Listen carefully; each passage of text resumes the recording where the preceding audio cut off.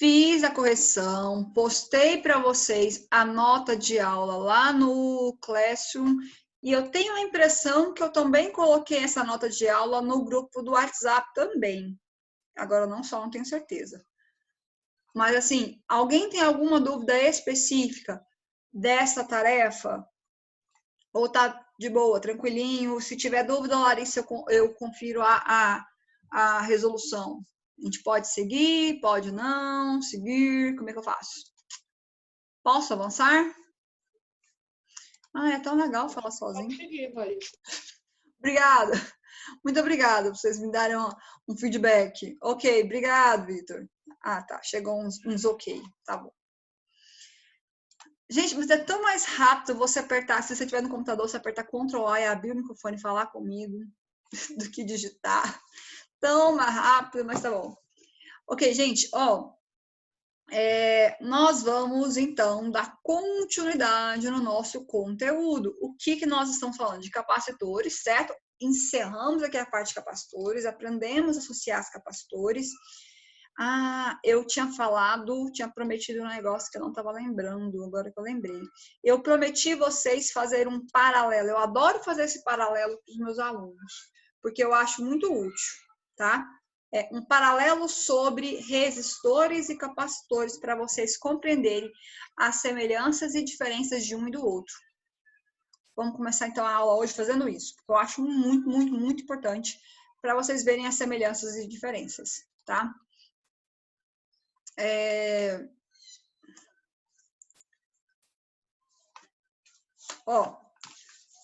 O que nós temos de igual e de diferente no resistores? Gente, eu quero participação. Conversa comigo, por favor, tá? Primeira coisa, vamos falar de resistores em série.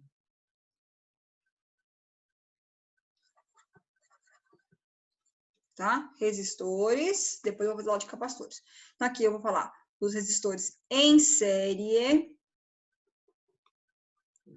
e em paralelo. Em paralelo. O que eu sei de resistores em série? Presta atenção, qual é a fórmula do REC? Primeira coisa, REC, como é que se calcula REC? Eu vou fazer a soma dos resistores que eu tiver. Isso é o REC. Como é que é o REC para resistores em paralelo? Eu escrevo 1 sobre REC. 1 sobre R1, 1 sobre R2, 1 sobre R3. Beleza. Próxima coisa que é importante discutir, gente, presta atenção. Para resistores em série, a minha corrente total é a mesma corrente que passa em todos os meus resistores, tá? Então, a corrente 1 é igual à corrente 2, que é igual à corrente 3. Eu não vou nem falar que é total. A corrente 1 é igual à corrente 2, é a mesma corrente que passa em todos os resistores. Já nos resistores em paralelo, a minha corrente 1, ela é diferente da corrente 2. Em suma, ela é diferente da corrente 3. Por quê? Porque a minha corrente total... Vou deixar aqui melhor. A minha corrente total vai ser a somatória de todas as correntes que eu tiver. Então, cada raminho eu vou ter uma parte da corrente, então a somatória das correntes vai ser minha corrente total. Beleza. Além disso, deixa eu colocar sala de espera de novo.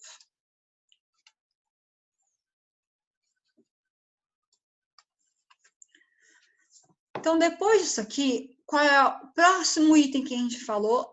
Foi sobre a DDP. São 3 variáveis, R, U e I. Então, olha aqui, que eu vou falar sobre a DDP. Queria mudar de cor. Ai, travou tudo. Aguenta aí, só um minutinho, que o trem zangou.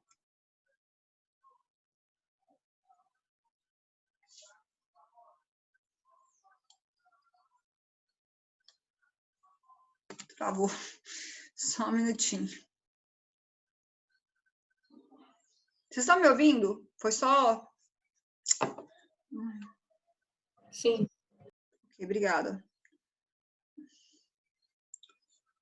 Fechou, sem que... Do nada. Tá bom. Vamos lá, de novo.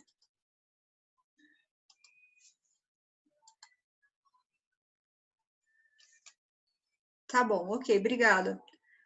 Gente, essa parte... Agora que começou a chuva, eu vou tentar sempre subir as aulas, pelo menos a parte principal, ou as aulas principais, vou tentar subir para o YouTube. Por quê? Porque eu sei que aqui em Anápolis nós temos o péssimo costume de um cachorro mijar no poste e a energia cair, ou mijou no poste e acabou a internet. Então, eu vou tentar colocar no YouTube caso sua internet trave, algo do tipo. Mas, por favor, isso não vai ser motivo para vocês faltarem a aula, tá?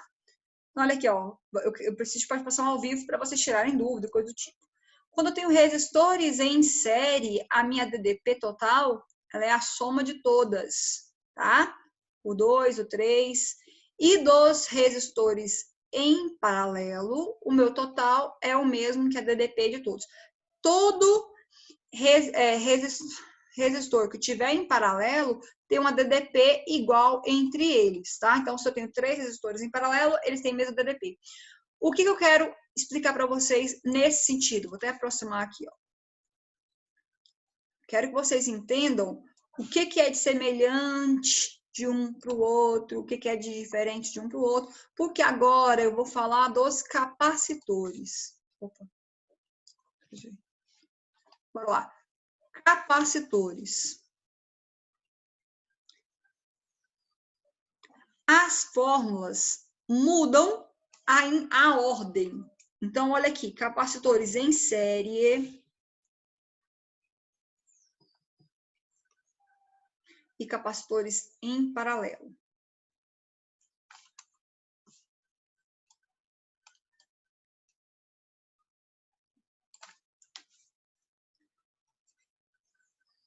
Eu gosto de colocar, tá?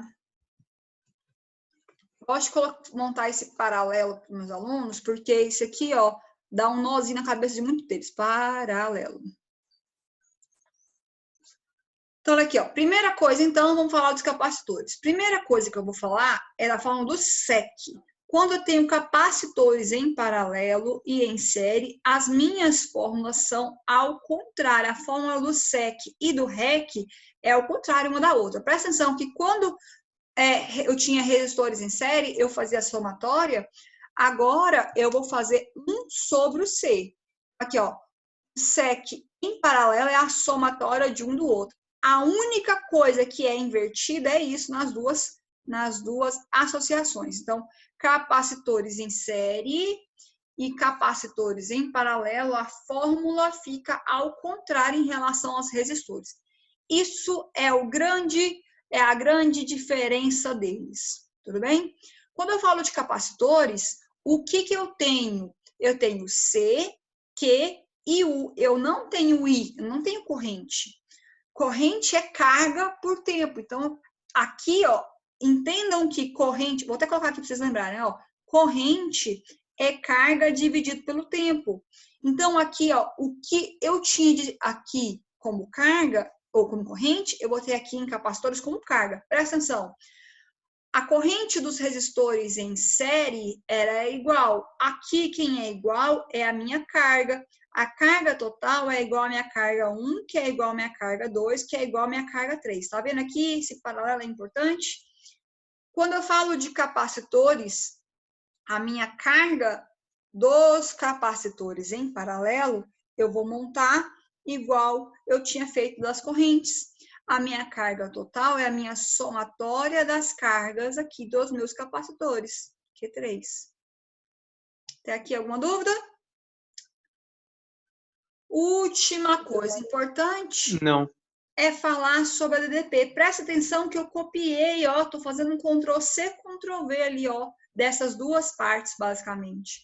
Então, a DDP, ela é igualzinha para resistores e capacitores. Então, se você tem que decorar alguma coisa, quero decorar Larissa, para poder ficar mais fácil, decora a DDP. Isso é igual para resistores e para capacitores. Resistores em série, a DDP total é a soma das DDPs. resistores em paralelo. A DDP total é igual a DDP de cada um deles, porque tudo é igual. E para capacitores, é o mesmo esquema. Então, conseguiram entender porque eu queria fazer esse paralelo. Resistores versus capacitores, para vocês visualizarem melhor. Ficou bom para entender? Tá claro? Ó. Sim, sim. Tranquilo para vocês? Então, tem alguém tentando entrar. Então, beleza. Então, era isso que eu queria que vocês entendessem de início para a gente poder avançar nosso conteúdo, tá? Aqui, quando eu postar essa nota de aula para vocês, tem um negocinho aqui bacana, depois a gente vai mexer um pouquinho com ele aí. Daqui a pouco eu faço isso. Então, hoje nós vamos encerrar essa parte de capacitores, nós vamos falar de componentes do circuito elétrico. Vou trocar de tela aqui agora, bora lá. Componentes de circuito, tá? O que são componentes de circuito elétrico? Tudo isso aqui a gente já discutiu. Vou dar aqui, vai ser mais rápido. Nossa, o meu computador tá muito travadão. Então, quando eu falo de circuitos elétricos, eu vou falar sobre alguns componentes. Dos componentes, o que nós vamos discutir? Vamos falar sobre interruptores, sobre amperímetro, sobre voltímetro, sobre chave de circuito, sobre fusível, embora a gente já falou um pouco sobre fusível. Isso são componentes de circuito. Então, nossa, gente, meu computador tá muito devagar. O Zoom rebenta meu computador. Tô quase mudando de plataforma.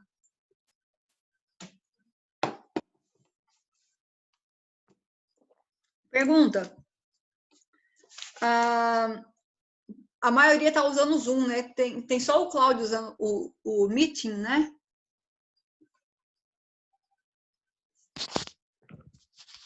A última aula que eu participei dele tava no Zoom. Tava no Zoom também? Tá todo mundo no Zoom. Tá todo mundo. Tá, é porque o Zoom tem um defeito. Ele durante a aula ele vai gravando. Só que aí depois que acaba a aula, ele vai converter esse vídeo gravado para poder salvar em MP4. E isso é tão pesado que geralmente trava o computador. Aí se eu fizer alguma coisa se eu mexer em alguma coisa que vai rodar mais a minha cabeça do computador aqui, esse negócio meu computador já é meio devagar, porque é o Windows 10, aí, gente, o trem zanga feliz. Mas tá bom. Ó, então nós vamos falar de circuitos elétricos. Olha que imagem linda, uma placa de circuito tão bonitinha. Ó, vamos já falando algumas coisas que vocês já conhecem, só que talvez vocês não tenham visto já certinho. Olha que bonitinha essa plaquinha de circuito. Essas torrezinhas, olha a unidade de medida que tem aqui do lado. Microfarad. Sabe o que é isso aqui? Um capacitor, tá? Capacitor. Aqui eu não tenho certeza, mas eu acho que também são capacitores. Aqui, ó, tá vendo esses negocinhos que são coloridinhos, esses com risquinhos? Isso aqui tudo é resistor. Resistor. Aqui tem só um fiozinho de circuito. Aqui tem uma bateria e alguma outra coisa que não dá para identificar o que é. Então, aqui tem até, inclusive, um esquema de uma placa de computador, tá? Então, o que nós vamos falar aqui? Primeira coisa que nós vamos hoje falar é de geradores, tá? O que são geradores? Baterias, tomadas elétricas, são geradores, aonde são um ponto de DDP, tá? Então, agora eu vou mostrar, e se bem que isso aqui a gente já conhece, a representação do circuito de uma bateria é duas plaquinhas, uma pequena e uma grande, não são placas do mesmo tamanho, se for do mesmo tamanho, eu estou falando de capacitor. Então, uma placa grande e uma placa pequena, isso é um interruptor, isso é uma bateria. A corrente, o sentido convencional da corrente vai sair do lado menos para o lado mais, tá? Aqui no meu circuito, eu tenho um interruptor. O interruptor pode ser representado assim, ou pode ser representado, e é muito comum aparecer assim, deixa eu mostrar para vocês. geralmente, coloca-se uma bolinha aqui, ó, indicando o interruptor aberto. E aqui, ó, coloca para você entender que esse interruptor está fechado, tá? Às vezes coloca, às vezes não coloca, mas geralmente coloca. O que é o interruptor? O interruptor é a tomadinha. Sabe aquela chavinha que você liga e desliga? Ou num liquidificador, aquele botãozinho que você gira ou não. Isso é um interruptor. O interruptor vai fazer com que o seu circuito abra ou feche. O que significa isso? Com o meu circuito aberto, a minha corrente vai tentar vir aqui. Opa, não tem para onde passar. Vai deixar a minha lâmpada desligada. Fechei o meu circuito. Quando eu fecho o meu circuito, a minha lâmpada vai funcionar. Tá vendo aqui, ó? Circuito fechado, a corrente elétrica tem por onde passar. Ela vai chegar aqui, ela vai passar e vai passar pela lâmpada, vai iluminar ali meu esquema. Então, é isso, a função de um interruptor. Beleza. Próximo, gente, se eu falar uma coisa que vocês não entenderam, vocês vão falando, que eu vou falar um monte de coisa agora, tá? Ou se alguém tiver alguma dúvida, ou pergunta, ou curiosidade, pode falar. Beleza. Fusível de carro. Quem aqui já viu o local no carro onde tem esses fusíveis? Já viram? Fica do lado, geralmente, abaixo do volante, do lado esquerdo. Tem uma portinha, uma gavetinha que você abre ali e tem um monte de pecinhas igual essa daqui, coloridinhas, tá? São fusíveis de carro. Alguém já viu? Sim. Sim. Tem várias cores. Se você tirar, não faça isso, tá? Mas se você tirar vários, um de cada cor, por exemplo, você vai notar que esse fiozinho no meio tem dimensões diferentes e que o nomezinho que está escrito em cima deles é diferente. Então, eu tenho fusíveis de 1 ampere, de 1 miliampere. Então, depende da intensidade que eu tenho ali, que eu posso liberar a corrente passar, tá? Então, cada fusível tem um nome. Esse nome vai indicar a corrente máxima que pode passar nele. Por exemplo, se meu fusível for de 5 amperes, se eu passar uma corrente de 6 amperes, esse fusível vai derreter e vai interromper a passagem de corrente elétrica. Então, esse fusível vai queimar. Como é que eu vou enxergar que está queimado? Porque esse fio vai estar rompido, tá bom? Então, beleza. Função do fusível no circuito é queimar. Tá? É proteger para não passar uma corrente maior do que era para passar. Então, o fusível, ele vai, em suma, vai queimar se passar uma corrente maior do que pode passar. No circuito, ele é desenhado geralmente como esse Szinho, tá? Uma curvinha. No circuito elétrico, na física, ele vai servir para proteger o componente. Nós vamos saber quanto que pode passar de corrente lá. Eu já falei sobre isso com vocês, já fizemos uma questão que tinha um fusível, inclusive, tá? Então, o fusível vai impedir que passe corrente maior do que pode passar ali. Se passar mais corrente do que ele pode ser usado, ele vai... O Larissa, em casa é cheio desses fusíveis. Eu vi uns aqui, realmente tá cheio de número. Peraí, deixa eu ver se eu consigo mostrar. Na casa? Que legal. O pai dele é mecânico, Larissa. Aqui é cheio de números é mesmo. aqui em cima. Sim. De tamanho também. Aí na frente fica a quantidade de pé que dá pra passar. Ah, sim, ali, ó, tem as coresinhas. Acendinho aqui do lado. 40 amperes, o roxinho, e cada um é usado numa parte do carro. Por exemplo, tem... Gente, olha, lembrando que eu vou deixar salva essa aula, porque voltou a chover, então provavelmente a energia deve ter acabado perto de alguém. Igual a da Ana Elisa já foi avisado que a energia lá na casa dela acabou, tá? Mas assim, o João sumiu, não sei se ele caiu a internet dele, se ele só parou de mostrar a câmera, mas assim... Não, tá aqui. Tá, então... Se quiser abrir de novo? Pode abrir de novo, pode abrir para mostrar pro pessoal. É bem legal, cada fusível desses, ele fica numa parte específica do carro. Assim, por exemplo, tem fusíveis para buzina, por exemplo, se a buzina do carro para de funcionar, geralmente é o fusível que queimou. Se você tem, olha lá, se você tem uma imagem maior, aqui, tem de 40 amperes, que é o roxo, 35 amperes, que é o amarelinho. E se você notar, ó, eles têm fios, o amarelinho dá para ver mais do que o outro, tá vendo? Ó, né? Quanto mais largo, o do roxo também vai ser um bem forte o fio. Quanto mais grosso o fio, maior é a amperagem desse que ele suporta. Então, esses fusíveis, eles vão ser usados cada um em componente. O vidro elétrico do carro para de funcionar, por quê? Porque um fusível provavelmente queimou. Então, é bem tranquilo isso aí. Como eu estava falando, agora vamos falar do disjuntor. Disjuntor na casa de vocês também tem disjuntor. Para que serve o disjuntor? Disjuntor é para proteger também o circuito, tá? É um outro componente de proteção. Disjuntor vai servir para poder ligar ou desligar uma parte do circuito.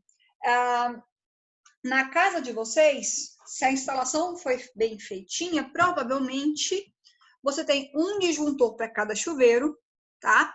Se você não tem um disjuntor para cada chuveiro, possivelmente, se tiver 2 chuveiros sendo usados ao mesmo tempo, o disjuntor desarma.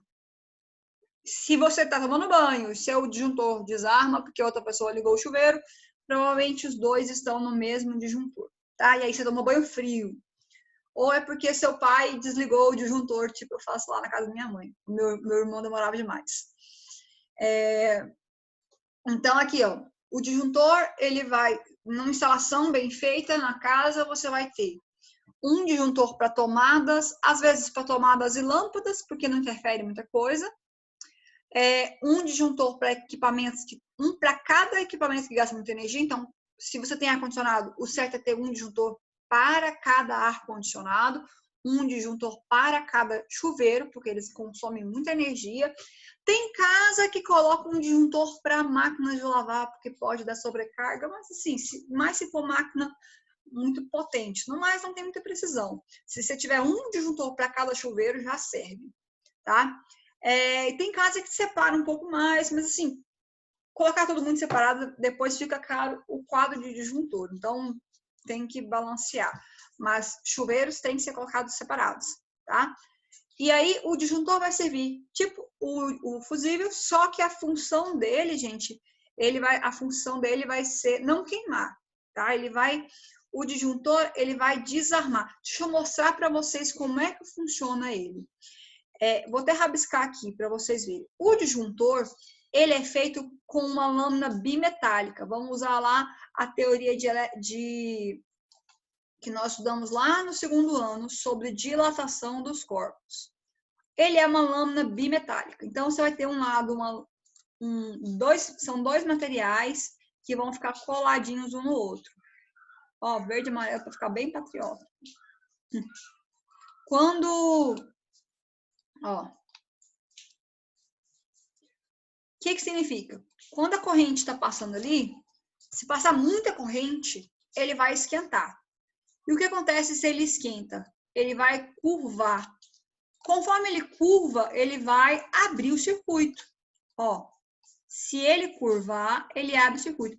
É o mesmo que acontece, por exemplo, se você tem aqueles ferros tradicionais, aqueles Black & Decker bem aquele de metal mesmo, o circuito vai ficar assim, ó. Enquanto a lâmina bimetálica está no lugar certo, o meu circuito está fechado e aí eu tenho corrente passando aqui.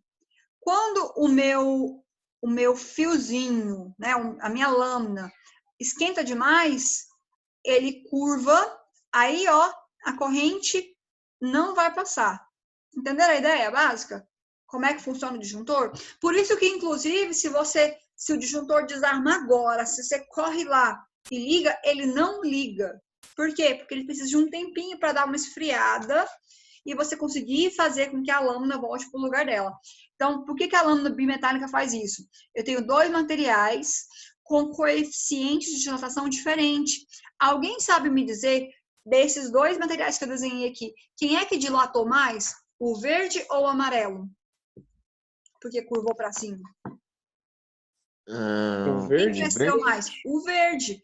Porque estando os 2 colados assim, se o verde crescer mais, ele empurra o amarelo para cima. Então, a lâmina bimetálica, estou usando 2 conceitos da física, do 2º e do 3º ano, a lâmina vai fazer com que, se tiver muito quente, ele desligue, porque ele vai abrir o circuito. Então, quem já usou aqueles Black Decker tradicionais, aqueles ferros, já deve ter reparado que quando está passando roupa, você escuta um tac, aí o ferro para de esquentar.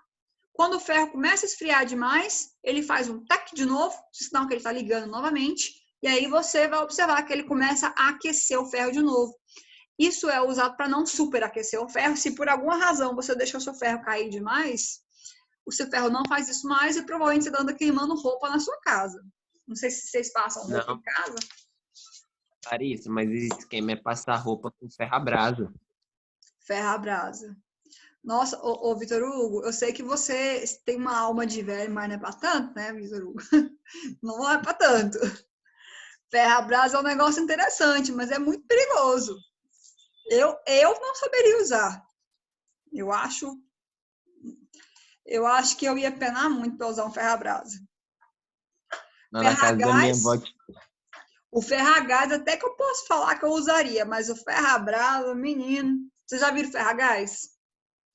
Não. O gás tá caro agora. Não sei se vale a pena, não. Certeza que o Vitor Hugo bota fogo na roupa. Com certeza.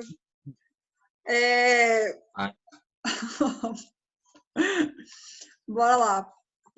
Eu não sei não, Vitor Hugo, se você pode passar no ferro à brasa. Sua avó usava na fazenda, certo? Sim, sim. Era bem antigo, ela já era toda enferrujada. Então, bora lá. Mais componentes de proteção de circuito. Mais comum para vocês são os dois, né? Estabilizador e filtro de linha. Alguém conhece o no-break? Vocês conhecem o no-break? Sim. O no-break, ele é uma bateria, basicamente. Ele é um componente de circuito usado para estabilizar a energia. Tá? Ele vai ter a função do estabilizador, só que ele vai ser a longo prazo. Então, no caso aí, a Annelisa está sem energia agora. Se ela tivesse um no-break, provavelmente o computador dela estaria funcionando mesmo sem energia. Mas ele não vai funcionar por muito tempo, tá? O no-break, ele vai servir para que, caso sua energia caia, você consiga segurar por um tempo para que você... Geralmente é usado em computador. Então, assim, locais que você tem necessidade de no-break, por exemplo, local que você não pode deixar a câmera de segurança apagar, por exemplo, então você usa no-break. Então, para não deixar acabar a energia, parar a filmagem de local de segurança. Locais onde você tem computador, então empresas que têm informações, qualquer empresa tem um no-break para que o computador não desligue de uma vez e ou queime ou perca informação. Então, você tem um no-break para dar tempo de você desligar o computador, se necessário for, para não perder as informações que você estava computando ali, tá? O estabilizador, ele vai servir para estabilizar, tá? Então, se a energia fica oscilando, que é muito comum aqui em Anápolis, essa neo abençoada, oscilar a energia. Então, você usa um estabilizador para que ela mantenha uma DDP constante, até porque a gente usa aqui 220. Vocês sabem que a energia vai de 200 até 250 volts, sabia? Aqui em Anápolis, ela oscila nesse intervalo. Nossos equipamentos, eles têm essa amplitude, geralmente. Filtro de linha, um negócio que se todo mundo tivesse em casa, não estava queimando equipamento eletrônico. Se você for usar filtro de linha ou régua, tá? Se você tiver componentes delicados, eu tenho medo de queimar minha televisão, videogame e tal, recomendo fortemente que você use um filtro de linha. Videogame recomendo estabilizador, que às vezes você tem que usar um transformador também, porque o videogame, muitos deles são 110. Então, eu recomendo você usar um filtro de linha, no caso, para ligar componentes em casa. Por que o filtro de linha? O filtro de linha tem um fusível. Então, se a energia oscilar demais, vier uma intensidade muito alta, queima o fusível e não queima o aparelho. Tá bom, gente? Então, fica a dica aí. Você usar um filtro de linha. Agora, tá falando mais um pouco sobre isso. Vamos falar de amperímetros, instrumentos de medida. A aula vai cair, eu vou abrir de novo, tá, gente? No circuito, a gente vai trabalhar com o amperímetro, tá? O amperímetro, ele é um componente usado para verificar a amperagem, a corrente que está passando ali. Então, aqui está mostrando um amperímetro analógico, tá? Então, esse aqui é um componente que vai servir só para ver corrente elétrica. Não é tão comum. Geralmente, a gente vê multímetro, que vai servir para ver corrente e para ver tensão também. Um detalhe interessante e importante de saber. 2, na verdade. Um amperímetro, ele sempre tem que ser posto em série com aquilo que, tem que estar ligado em série com aquele pedaço do circuito que eu quero ver a corrente. Então, se eu quero ver a corrente numa parte do meu circuito, o meu amperímetro tem que estar em série. E como ele vai estar em série, é importante que o amperímetro, isso vai acontecer com o amperímetro ideal, porque o real não vai ser assim, mas o amperímetro ideal é aquele que não tem nada de resistência, resistência elétrica nula. Galvanômetro, tá? Ele é um instrumento antigo, ele vai verificar a corrente ali conforme o campo magnético, tá? Então, quanto maior a corrente, maior o campo magnético, e mais o galvanômetro vai oscilar ali e vai dizer a sua corrente elétrica, tá? Num circuito elétrico, ele é uma letra, ele é representado como uma letra, deixa eu fazer aqui. No circuito, a gente representa ele assim, uma bolinha com um G lá dentro, tá?